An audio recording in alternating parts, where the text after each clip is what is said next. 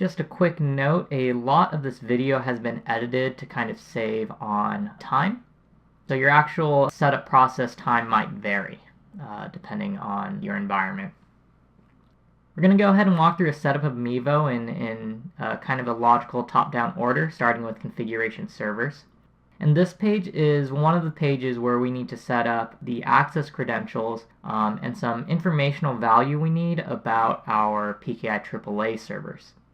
So what I'm doing here is I'm setting up the information to our ICE server, including what radius key we're going to be using for our devices, the ports, and the actual IP address of the ICE server.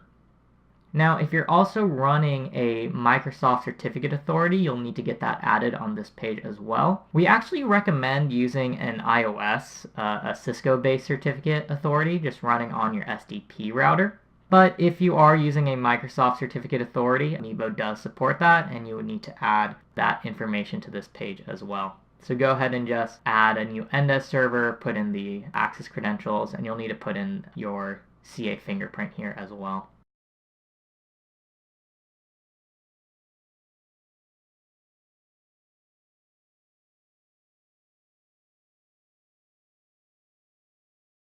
We'll go ahead and get that saved, and then this took quite a while, so we'll go ahead and fast forward to the next step, which is our headend page. Three things we mostly configure on this page. One, the SDP registrar. Two, our DMVPN hub routers. And three, we also need to put our PKI AAA server on this page as well. We'll go ahead and start with the SDP. Put in the IP addresses, click on the three dots on the right, and then we can start putting in our access credentials to the SDP router. There are a couple things to note when we are deploying the headends, is that if your environment has already been set up or partially set up, what you'll actually see me do here is I'm going to be leaving most of these configuration options blank, and we'll get back to this in a second. So what I'm going to do is after I've just put in the access credentials, I'll go ahead and save it. And this will cause Mevo to try and SSH to the router and make sure it's reachable.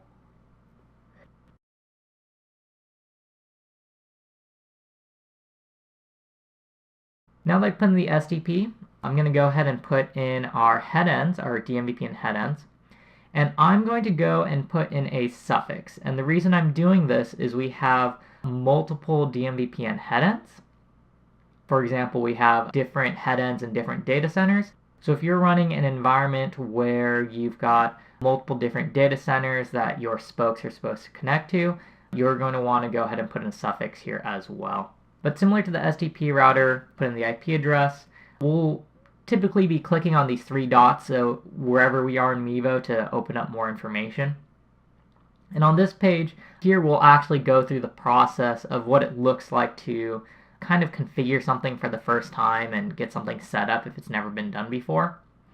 So things here would be like the tunnel network address, so what IP addresses are going to be on the tunnel interface of our environment, our crypto settings, our egrip AS number, tunnel key, Diffie-Hellman group, so mostly crypto settings. Bandwidth and delay, I believe this is completely informational, and this just helps EIGRP figure out the best route to take once our DMVPN is up and running.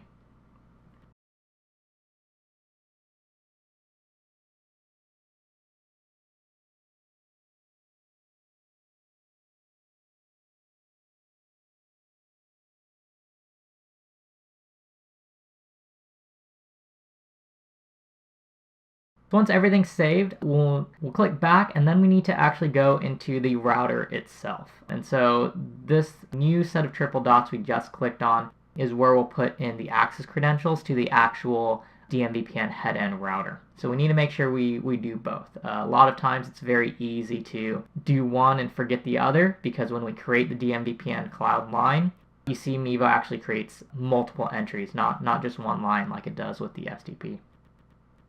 So once all that's configured, we'll go ahead and click on Save.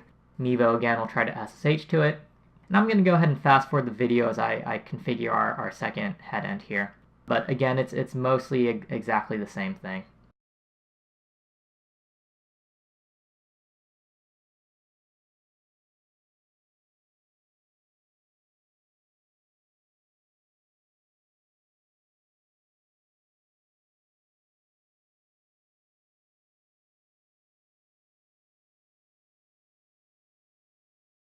Okay, so now we need to add our PKI AAA server one more time to Mevo.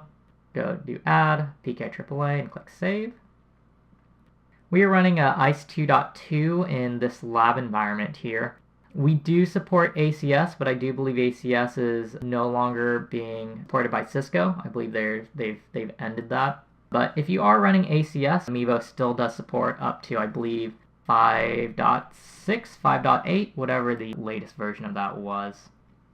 One thing to note about ACS and ICE is Mevo does use the REST API to talk to your ICE server and configure it. So you need to make sure that that API is enabled. I believe in ICE that is our ERS admin account.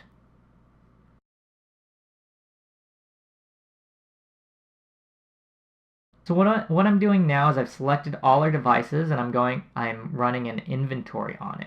And the reason I'm doing this is I'm taking us back to that first step when we went into our SDP, and now that we've inventoried our device, Mevo actually went and read through all that device's configuration and grabbed the necessary information that we need both for our SDP router and for our ICE server.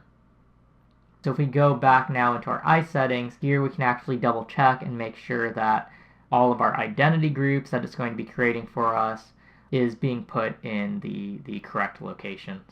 If you have custom groups in ICE, Mevo should be automatically inventorying and reading it automatically for you.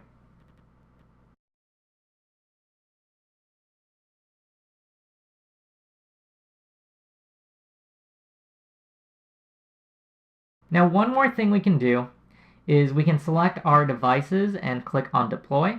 And so what this will do, for example, for our DMVP and headends, which weren't set up, we can actually go and push a configuration to them to get them set up. So if you have a configuration or don't really know where to start, you can go ahead and push a base configuration from Mevo to the device. What I'm doing now is we've gone ahead and finished with the headends, so we're moving on to configuring our subnets. So if you click on configuration subnet blocks, you should actually see that we've had some entries already populated.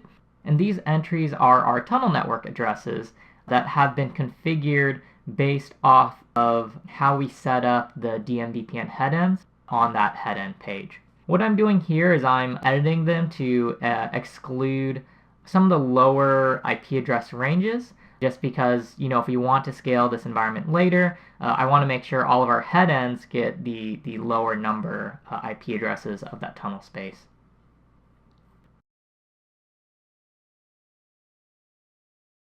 So now what we need to do is we need to actually add the IP addresses that are going to be pushed to our spokes. So once a router is up and deployed, once it's been provisioned, and a user plugs their laptop into it, what IP address is that user going to get?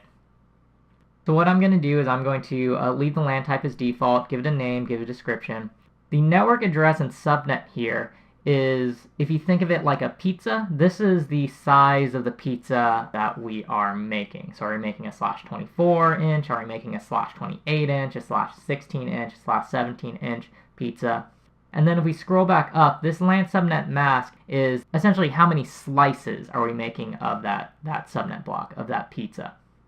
So by setting this as, I believe, a /28 is what we picked, we're actually taking that /17, and now everyone who provisions their router, if they're assigned to the subnet block, they'll be getting a /28 size LAN space for their spoke. So what we're going to do now is let's go ahead and configure our templates. So we're going to navigate to our configuration templates page. And one thing I noticed here is that it's actually a little messy. We've got quite a few device types here that we aren't going to be using. So what I'm going to do is I'm going to do some quick cleanup here. I'm going to go ahead and go to the System Options tab. And on this page, we have a list of a bunch of different device types. So what I'm going to do is I'm going to find the device types that we aren't using, and I'm going to edit them. I'm going to scroll down and uncheck that active button. That way they won't show up for us when we go to configure our templates. It just makes things a little bit cleaner. The other thing that we are doing is one of my device types I didn't see, and that's 899. And that's something that I want to be setting up for this lab environment. And we're going to be running this a little bit differently in that we've actually installed an LTE module into this router. And so its WAN interface is actually cellular 0. It's not gig 8. So I want to go ahead and make sure that's changed to, because that's going to be affecting what information is being put into our templates, what kind of config we're building when we're getting ready to send a provisioning request and deploy our router. So now if we go back to the templates page, it's all cleaned up. We only see the device types that we want to see. Now the other thing I'm going to do on this templates page is I'm going to uncheck show active. And similar to the systems page, what I'm going to do here is I'm going to go ahead and just delete out all of these templates that we're not using. Again, just to make this look very clean. Now once I've done that, I need to mark some of our templates as active. So what an active template does is if a template's marked as active when we submit a provisioning request, is those are the configuration that's going to be built in order to create that final configuration that ends up being put on that zero-touch provisioning process sent to the router. There's 6 templates that must be checked. We've made this a requirement by Mevo. This is the base, the EEM, the DMVPN, the firewall, the QoS, and the factory config. So once you have those 6 marked as active, we should be able to go ahead and click save, and that'll make it so we can proceed on.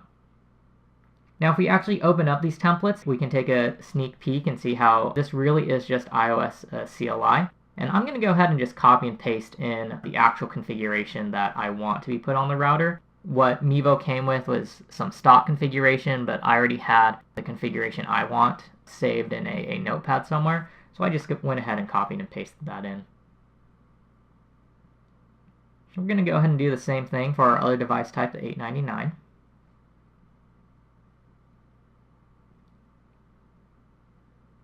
And then once that's done, let's go ahead and move to the configuration remote end page. And this page you can think of like the settings, the options for your router. So a lot of the templates, what we use are variables. And this allows us to have greater flexibility in being able, and also being able to automate our provisioning process a lot more efficiently. Is that now if we ever need to make a setting change or configuration change in a router, we only have to type in the NTP server of a router one time on this page, and the templates reference these values that we fill in here in order to build out the configuration. So now that we've kind of added all these different places, let's go ahead and go to the classes page. And one thing we're going to do is I'm going to be adding a variable. And this isn't something that you need to be doing, but I will show you why I'm doing this. But what I'm doing is I'm adding a variable here, and I'm calling it verf_use. We're going to go ahead and get this variable saved here. We're also going to make a variable called cell_use. And the reason why we've made these variables, if we go back to our templates page, you can actually see that in my specific template, we're using these if statements to kind of shape whether or not we want a certain configuration, in this case, whether or not we're running a virtual route forwarding table for this configuration. So now that all of these pieces are set up, I'm going to go ahead and navigate to the classes page, and I'm going to click on that More Actions, Add a Class button. And what I'm doing now is I'm building a user class, which is kind of like, okay, now let's take everything that we've made and let's group it in a way such that this is the configuration that I want for a specific group of routers. So in this case, I'm saying, hey, this is for this device type, like the 881s. I want it to be given an IP address from this LAN pool based off the one I set up on the subnet page. I want it connecting to these DMVPN clouds, these data centers. And then I'm going to say, hey, I want to use that verb. Hey, I want to use or not use the cellular for this device. So this classes page is where we group everything together, and we have a separate video about how to set up user classes as well. And that should contain a little bit more information about that. Now there's 2 more steps we need to do. First is we need to go to system user accounts, and we need to add a manager user here. This is kind of a legacy feature. It's not really used too much by many of our customers, but the idea behind this was users, the end user would actually log into Mevo and ask and submit their own request for a CVO router through Mevo, and then a manager would have to go ahead and approve them. What we do find in most situations is just the administrator just takes care of creating all the accounts for the users anyway, So really, we just need to create this manager account, and whenever we create new teleworkers, which is what we're going to do in our next step, is we can just select that default manager during that step. So once the new teleworker has been created and we've gone ahead and created all of its necessary details, and we've selected this class, and we've selected its manager, and we've hit save, if everything has been configured and everything's working properly, we should be able to just go to More Actions Request, send a request, and then Mevo should go ahead and just kick off the provisioning process and get your configuration generated.